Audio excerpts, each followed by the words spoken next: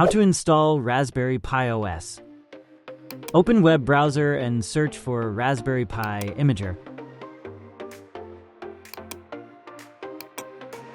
Then open the link.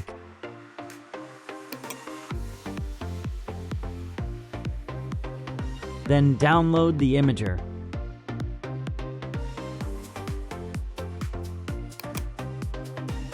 After the download is finished, install it.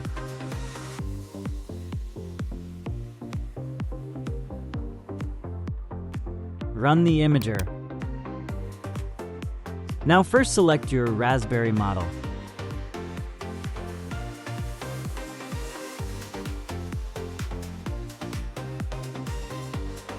Then select the desired OS.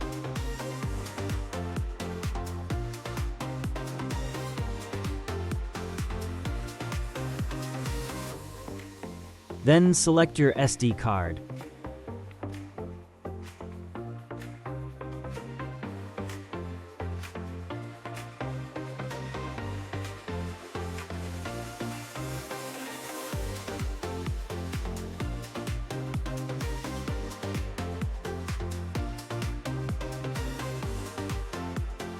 After the OS is written on your SD card, you can install the SD card in the Raspberry Pi.